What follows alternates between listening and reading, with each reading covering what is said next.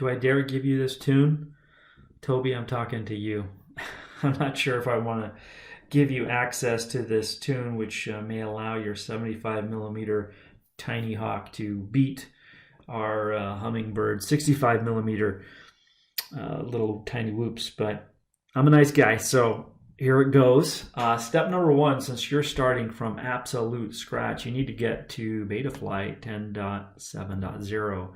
And how you find that is just simply search for it. I already have it up and running here, so let me go ahead and tell you how to find it. If you search for Betaflight Configurator and add GitHub to it, you'll not go to the website, which then you'll need to jockey around and get to GitHub and all of that. So just use this search term and you'll see if you click on releases, it'll go right to the spot that you need. So there it is. Now you got to scroll down a little bit here to get to the installs. Don't scroll too far or you'll go to the old releases. Just go right here, and then this is the installer for Windows, the Win32. I think they're going to have to update that to 64-bit here pretty soon. You'll see some other installs here which do suggest 64-bit, but they're not for Windows. So click on this, download it, install it, and then of course you're going to come up to the app itself. Now you need to use a USB, micro USB cable, the same cable that you use. I know you use an Android phone, so that same cable. Plug it in, and hopefully it will just come right up and connect. Okay, I'm going to do that right now to a different quad. It's not the Tiny Eagle, but it'll give you an idea. So there it is. It's coming up. It's connected. You can tell because it's tapping in. I'm moving the quad around itself right now, and it's getting the gyro info. So it is connected, and then here, if you enable expert mode, you can see all of the settings, and this is going to be really new to you, so it might be kind of fun to just go ahead and don't change anything. Yeah, it's actually really important right now not to change anything because you haven't backed up your stuff. So just go ahead, scroll through it, get a look at all of the various settings. Don't touch anything. Get to the CLI. Okay, so here, this is where we can do a backup, and there's other, in the UI, some ways to do backups, but I found that the best thing to do is to go ahead and save a diff and save a dump. And so the diff is the difference between the base version of the firmware you have and its default settings and the settings that you have now. So it's a smaller file. But then there is the full dump, which is just overriding all settings. And you want that full dump for a backup, and we'll get into that more later. But just for now, do a diff, do a dump. I'll show you how to do that. But before we get started, you might want to check out the version. So just type version of your firmware. I'm guessing for you, if you look up here, obviously it's going to be different because I don't have a TinyHawk. You're not going to be running the latest firmware 4.2.4. I'm sure they didn't ship it with the latest. You're probably running 3.5.7 is my guess on that TinyHawk. And that's very important that it's either in the 3s or in the 4s. And I'll tell you why in just a moment, because as we get to that custom configuration, you're going to want to know what you're currently running, okay? But for now, just take note of that because we're going to want to save the diff and dump into the right directory so you can find it later if we need to go back to older settings. So for me, I'm 4.2.4. I'm going to pretend that I'm 3.5.7 so that way it'll look exactly how you're going to do it, okay? So let's do a full-on dump, okay? And let it go. Be patient. It might take a little bit depending on how fast your processor is, and then look, batch end. Okay, now we can go ahead and say save to file. Save that to file. Now remember, and I'm going to find a little place to save it. So on your hard drive, wherever you want it, I'm going to just pretend I'm you for a minute, and I'm going to create a folder that is TinyHawk. Okay, and I'm going to go into that folder.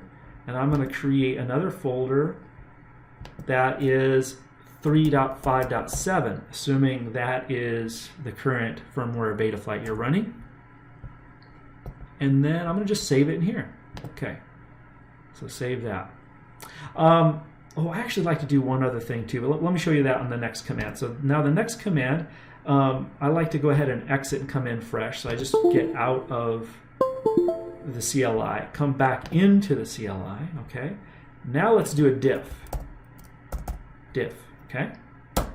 Now this is a smaller file. It was really quick. Okay, now save to file. All right. Now it's going to want to save it to that same location, and this is what I forgot to do before, which I would recommend doing. This is what? This is the diff, right? So diff, I'm going to go ahead and save it in the diff, okay?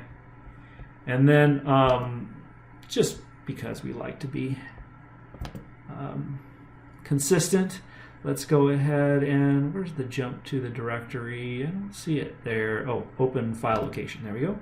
Now, let's go ahead and create the directory dump.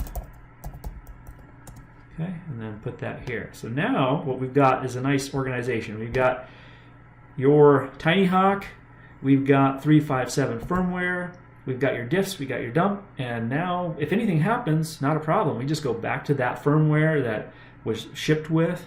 And in fact, what I'm probably going to do here for you, let's call this not only 357, because we're going to change this, we're going to change some settings on it, but we're going to want to get back to the factory. There we go, 357 factory. So we'll probably have another 357 and then maybe even attempt an update to Betaflight and then have some settings there. That'll be where you're going to tweak and find out exactly, what works best for you. So now we've got our TinyHawk, our 357 factory settings. We can just blow this thing up, do whatever we want to it, knowing that we can always get back to where we started. So that's kind of a little comfort there, right? Okay, so now starting with 357, and again, that's just a guess. If it's for something, we're going to do something a little bit different. But now, remember, we want to go to these really nice settings that are going to help you fly in level mode within the house, kind of do that tiny whoop racing with a lot of precision. Okay, so the project that I love a lot and I've used a great deal is Mockingbird. Okay, Mockingbird. Now, there's a lot of things called Mockingbird out there, including a government program of some sort from the 1970s, I believe. Mockingbird FPV is probably, we'll get you there. Let's find out. Okay, there we go. And here's the top hit, actually, Mockingbird V4 for TinyHawk. Sounds promising, but don't get too into this one. Why? Because it's for Betaflight 4.0, and I'm guessing you have 357, so you don't want to use this one, not yet anyway. So let's just click on Mockingbird, and now we'll see all of the different configurations. Here's that one that we were just looking at. Let's go by that one. Here we go. Here's Project Mockingbird version 3 for Betaflight 35X. Beauteous, that's what we need. Okay, so click on that.